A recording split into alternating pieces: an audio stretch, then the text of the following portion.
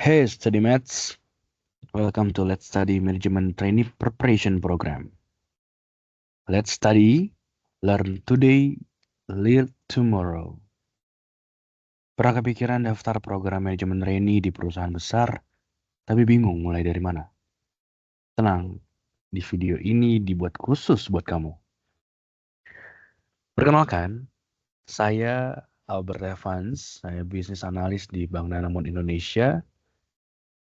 Dan ini ada beberapa achievement yang boleh saya dapatkan.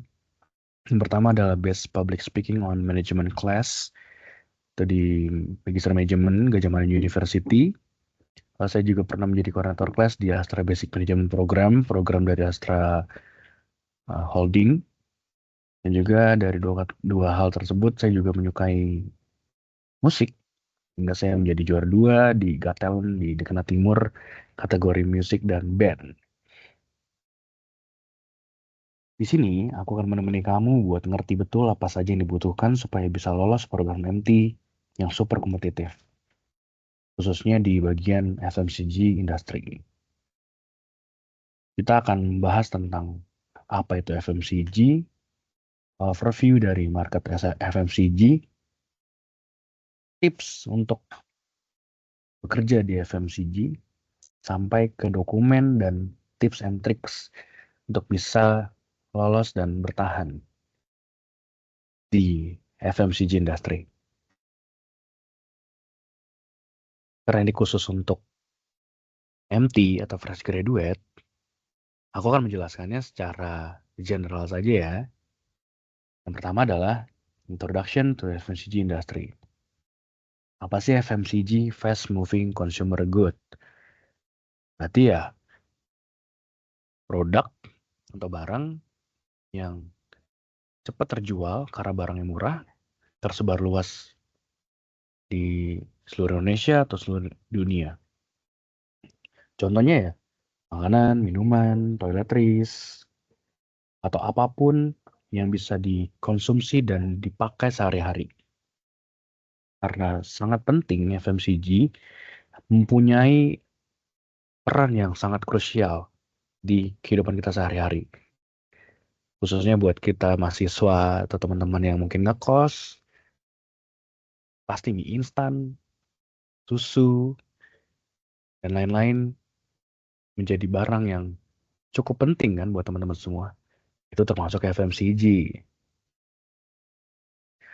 Lalu kunci karakteristik dari produk-produk dari FMCG. Yang pertama tadi kakak udah bilang, short shelf life. Dia cepat, kadaluarsanya, tidak boleh terlalu lama disimpan, cepat untuk dikonsumsi. Yang kedua, harganya murah. Yang ketiga, tersebar luas di seluruh daerah. Kalau di Indonesia mungkin sampai Jayapura, dari Aceh sampai Jayapura. Kalau di seluruh dunia berarti udah mencapai seluruh negara-negara yang ada di dunia ini. Lalu iklan-iklannya juga yang efektif, yang mudah dipahami dan mudah dimengerti.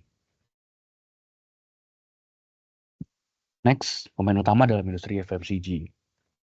Itu didominasi sama merek besar. Contohnya kayak Unilever, Nestle. Lalu juga ada dinamika industri.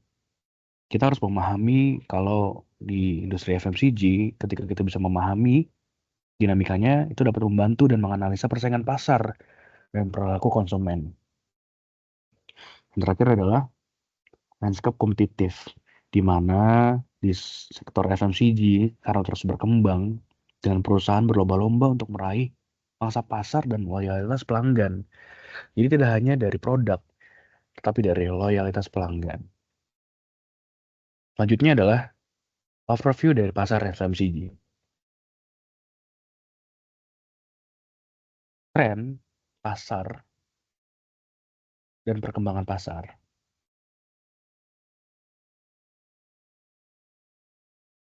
Pertumbuhan pasar yang pesat.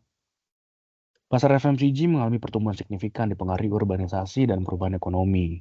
Jadi pastinya ketika bertambah usia dari negara tersebut atau mungkin dari keuangan negara tersebut, itu juga akan berpengaruh ke urbanisasi.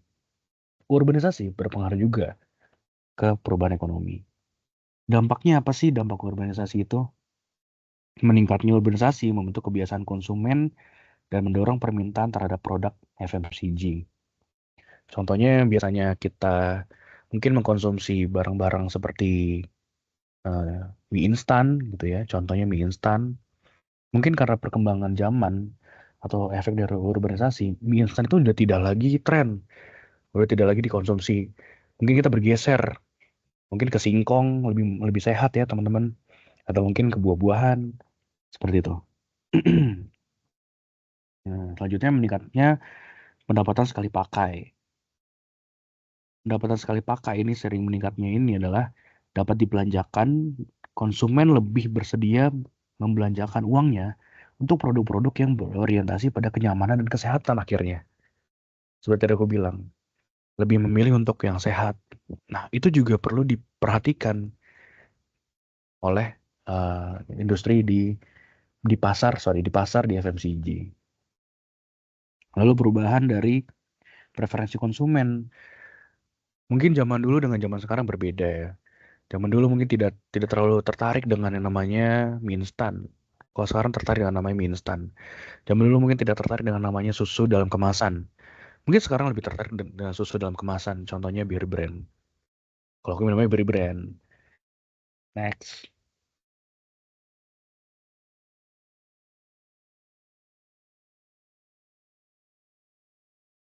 Perilaku dan preferensi konsumen. Konsumen yang terinformasi atau konsumen yang cukup informasi terkait dengan produk-produk di FMCG ini. Konsumen sekarang memiliki akses yang lebih banyak informasi kan, secara signifikan mempengaruhi keputusan pembelian mereka. Kayak teman-teman, teman-teman misalnya mau beli apa, susu, mau beli teh.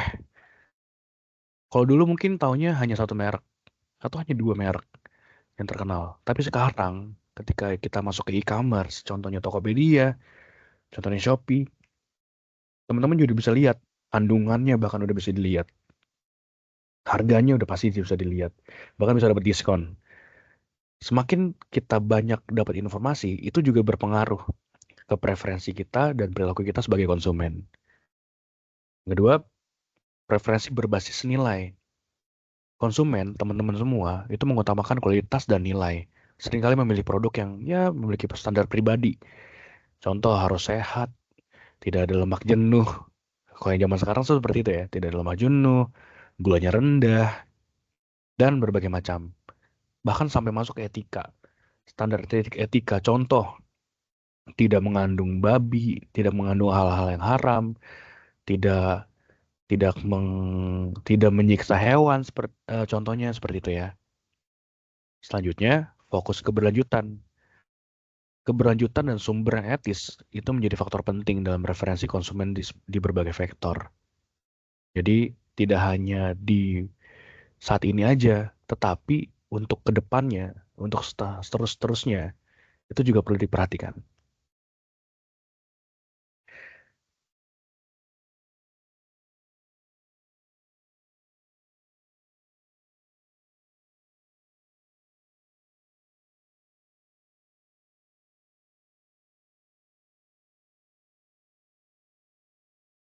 Next, tantangan dan pastinya ada kesempatan.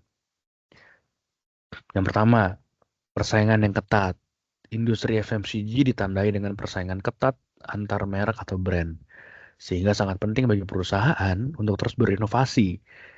Ini salah satu hal penting kenapa? Karena perkembangan zaman yang sangat pesat itu dapat mempengaruhi, balik lagi, teknologi dapat merubah kualitas, merubah referensi, merubah preferensi. Kedua, tantangan rantai pasokan. Rantai pasokan sendiri ini juga menjadi salah satu faktor penting ya. Kenapa? Ini untuk keberlanjutan dari perusahaan tersebut. Masalah rantai pasokan dapat mengganggu arus barang, mempengaruhi ketersediaan dan biaya, sehingga memerlukan strategi manajemen yang efektif. Mengubah peraturan.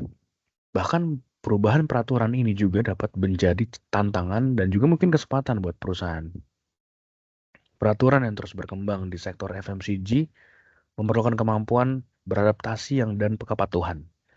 sehingga menghadirkan tantangan dan peluang untuk pertumbuhan. Ketika kita bisa beradaptasi dengan perubahan peraturan, itu menjadi peluang buat kita untuk terus berkembang dan bahkan sampai bertahan. Peluang pertumbuhan. Mengatasi tantangan dengan sukses, ya dapat menghasilkan peluang pertumbuhan signifikan dalam sektor FMCG. Ketika kita dapat tantangan dari entah perubahan tren, entah perubahan peraturan, perubahan minat, ketika kita bisa mengatasi hal tersebut, pertumbuhan dapat menghasilkan peluang yang signifikan dan bisa menjadikan FMCG lebih bertahan lebih lama lagi.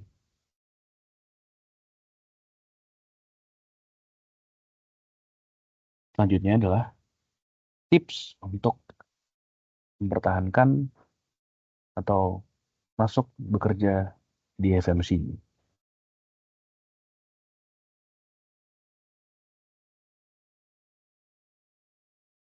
Yang pertama adalah research atau meneliti pengusaha yang berpotensi.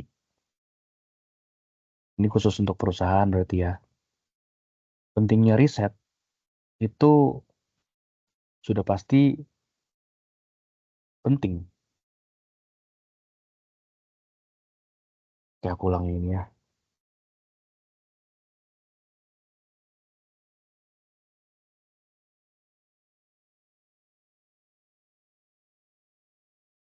Selanjutnya, tips untuk mendapatkan pekerjaan di FMCG.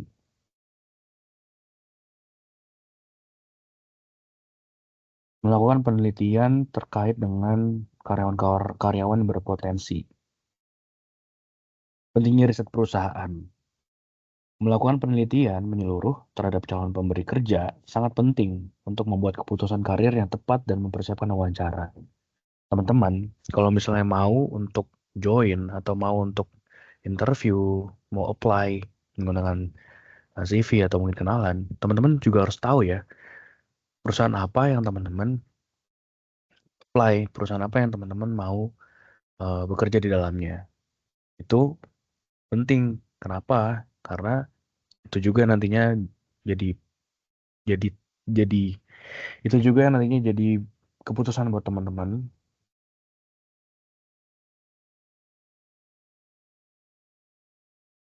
Aku ulang lagi yang ini.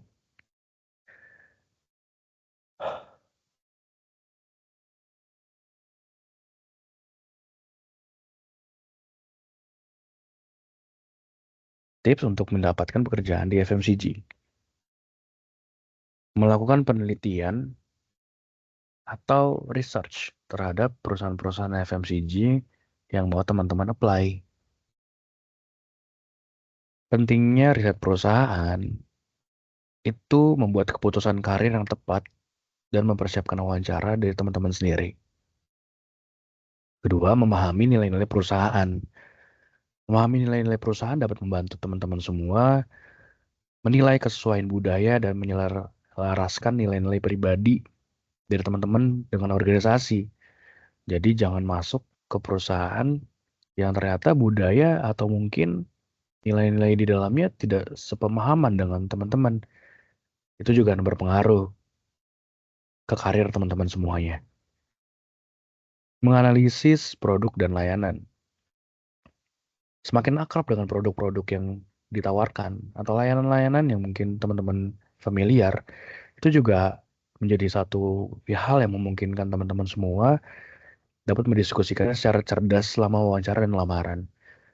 Jadi semakin banyak produk atau layanan yang teman-teman ketahui terkait dengan perusahaan tersebut, itu juga menjadi nilai tambah loh. Perusahaan akan melihat bahwa teman-teman semua ternyata sebegitu tertariknya loh dengan perusahaan ini. Terakhir, wawasan posisi pasar. Ketika teman-teman tahu di perusahaan tersebut posisi pasarnya ada di mana, contohnya apakah dia Big Four di antara FMCG yang lainnya, itu juga menjadikan teman-teman yakin untuk masuk ke dalam perusahaan tersebut.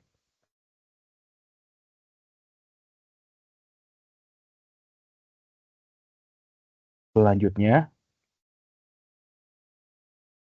menyesuaikan resume dan surat lamaran teman-teman semuanya. Yang pertama, tulislah pengalaman yang relevan. Highlight pengalaman yang relevan sangat penting untuk menunjukkan kesesuaian Anda dengan peran di industri FMCG. Kedua, keterampilan industri FMCG. Berfokuslah pada keterampilan yang secara khusus berharga di sektor FMCG, supaya teman-teman tuh menonjol di calon pemberi kerja lainnya. Yang terakhir, fokus prestasi, menekankan pencapaian dalam resume dan surat lamaran teman-teman, menunjukkan bahwa teman-teman tuh punya potensi loh. Jadi, diperlihatkanlah mungkin achievement, mungkin organisasi di dalam CV atau kurikulum vitae teman-teman semuanya.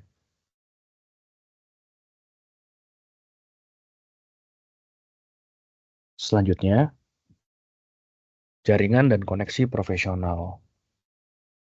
Nilai-nilai dari koneksi tersebut ya. Jaringan profesional yang kuat dapat menghasilkan wawasan dan peluang kerja yang berharga di industri FMCG ini. Yang kedua, kalau misalnya ada acara terkait dengan industri apapun ya, kalau ini khususnya FMCG, datang aja supaya dapat wawasan, dapat referensi.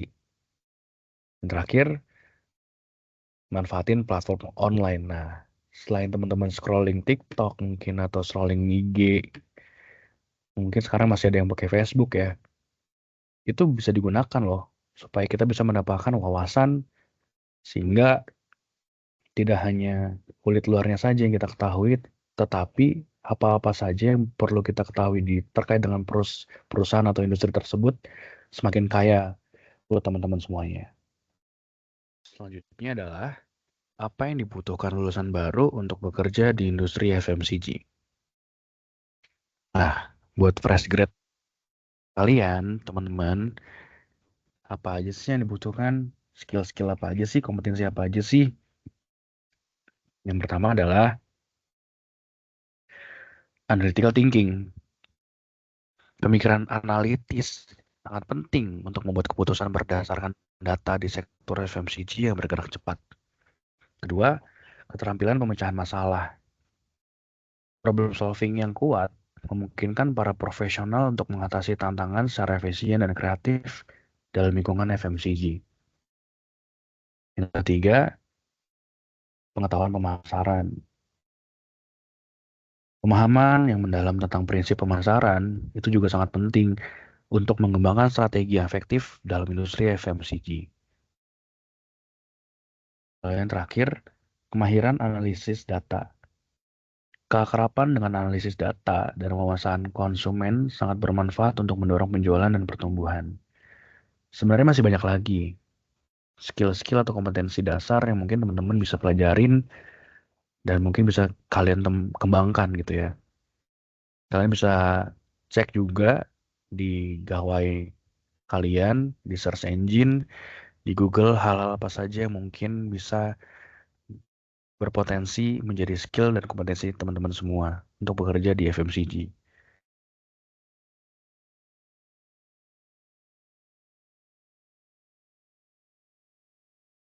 Selanjutnya adalah pentingnya magang dan juga pengalaman kerja.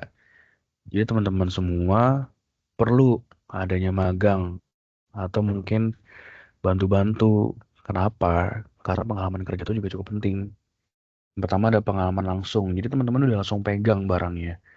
Udah langsung terjun bekerja bersama dengan profesional di perusahaan teman yang teman-teman mau dan atau teman-teman idamkan untuk bekerja. Lalu meningkatkan resume. Itu juga bisa menambah wawasan di CV kalian. CV teman-teman semua bisa ditambahkan organisasi dan juga pengalaman kerja. Magang juga, internship, itu juga bisa membuka peluang kerja yang sangat luas. Kenapa? Karena teman-teman semua sudah kenal dengan, kalau ibarat kata tuh orang dalam gitu ya. Tapi ini orang dalam yang memang dari segi yang benar gitu ya, bukan yang negatif. Selanjutnya adalah soft skill dan kesesuaian budaya. Teman-teman semua pasti pernah mendengar soft skill dan hard skill. Mungkin di kuliah, atau di sekolah, atau di komunitas. Jadi kita sering diajarkan oleh hard skill. Tapi soft skill itu juga sangat penting, teman-teman. Yang pertama, keterampilan soft skill seperti komunikasi, kerja sama tim, itu penting banget loh dalam sektor barang konsumen ini untuk meningkatkan kolaborasi dan produktivitas. Kenapa? Karena kita butuh diskusi, kita butuh komunikasi, kita butuh brainstorming yang berkelanjutan sehingga teman-teman semua semakin mahir dan semakin berkembang. Kesesuaian budaya. Terkadang kita lupa kalau misalnya kita bekerja itu juga kita harus melihat budayanya seperti apa pekerjaan itu, perusahaannya seperti apa, apakah perusahaan sejalan dengan prinsip kita atau tidak. Itu juga penting buat kita. Yang terakhir adalah adaptif. Kita perlu adaptasi cepat. Jadi mungkin teman-teman berpikir, karena baru, karena merasa belum punya pengalaman kerja, jadi tidak ada kompetensi. Wah, jangan salah. Teman-teman yang cepat beradaptasi, itulah yang dicari. Itulah yang dipakai oleh perusahaan. Selanjutnya, proses aplikasi untuk pekerjaan FMCG. Sebagai aplikan, sebagai calon karyawan, teman-teman juga harus paham nih tentang strategi ini.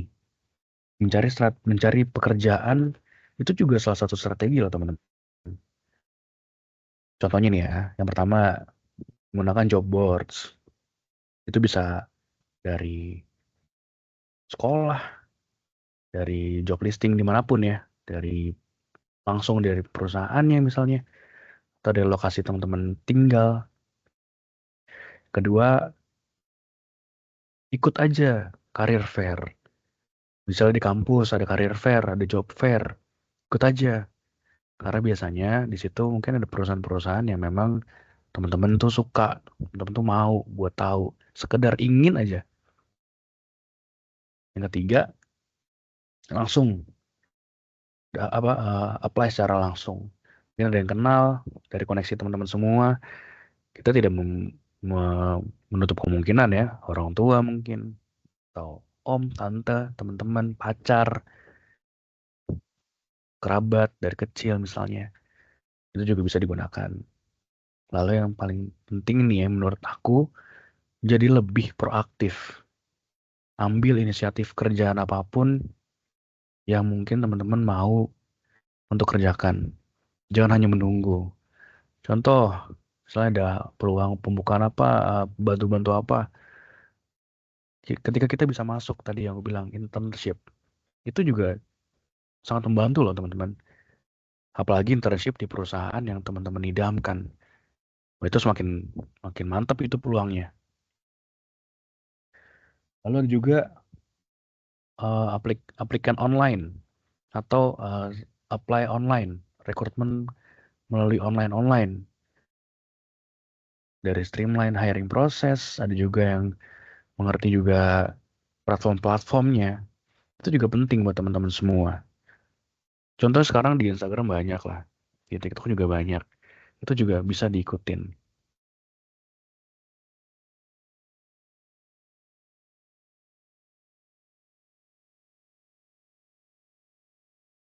Selanjutnya,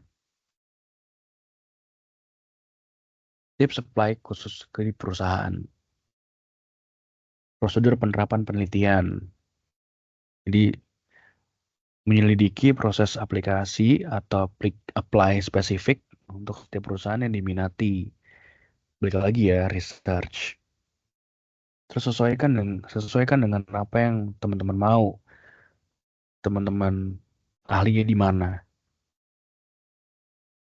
Itu berarti mencerminkan kalau teman-teman semua tuh punya nilai dan budaya. Sehingga fit dengan budaya di organisasi tersebut. Itu bisa jadi relevan dan menarik. Dan yang terakhir, tunjukkan minat yang memang asli dari teman-teman. tulus. Jangan hanya ikut-ikutan atau ya udah deh karena udah nggak ada lagi yang mau, ya udah deh kesini aja. Itu kebaca. Itu jadi tidak menunjukkan bahwa teman-teman semua tuh punya komitmen yang kuat untuk perusahaan tersebut. Selanjutnya, dokumen apa saja yang dibutuhkan untuk bisa apply di FMCG. Sebenarnya standar aja sih teman-teman semua. Resume dan juga cover letter atau bisa disebutkan curriculum vitae. Tapi yang paling penting ya, nih, yang pertama, first impression itu penting loh.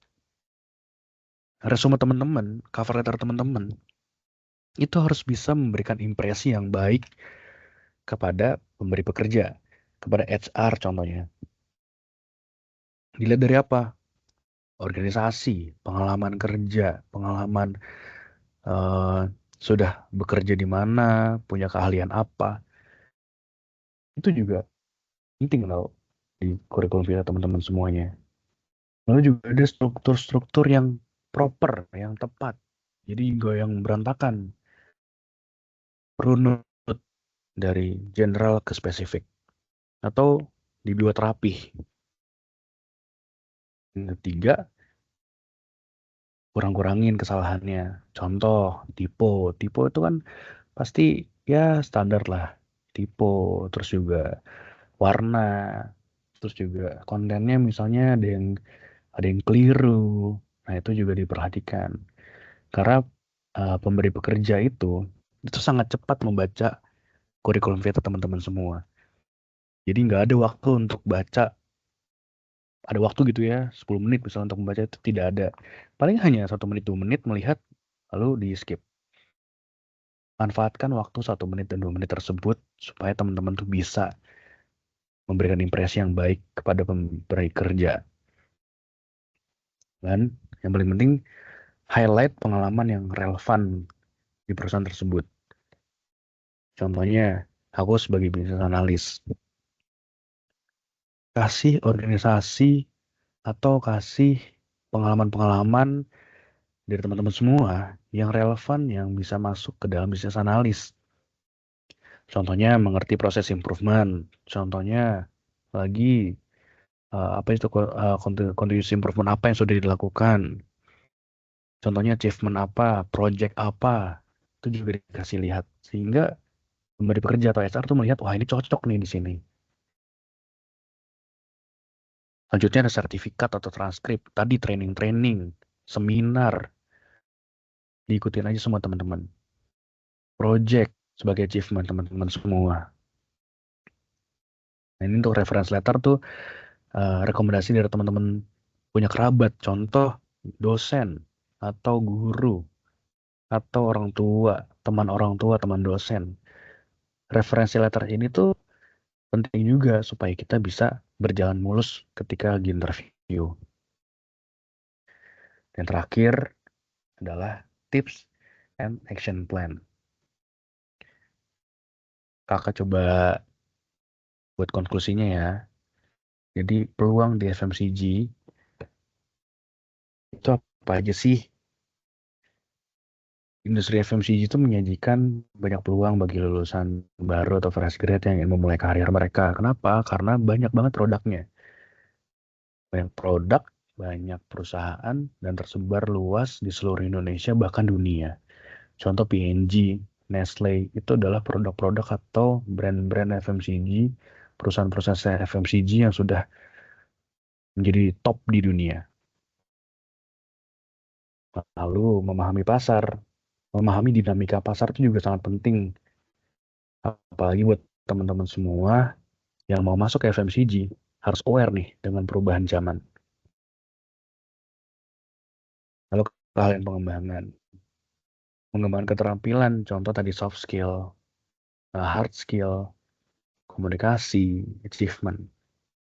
Nah, kalau kakak sebagai seorang business analyst, kakak cuma mau satu hal, tips untuk menjadi business analyst, mengerti tentang envision, formulate solution, execution, dan evaluated atau evaluation.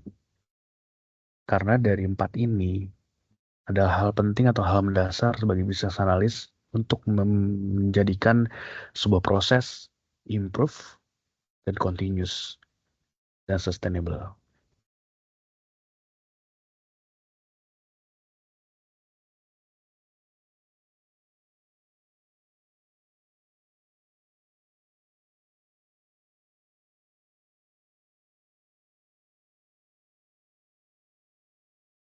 Nah, mendapatkan posisi manajemen trainee mungkin terdengar menakutkan.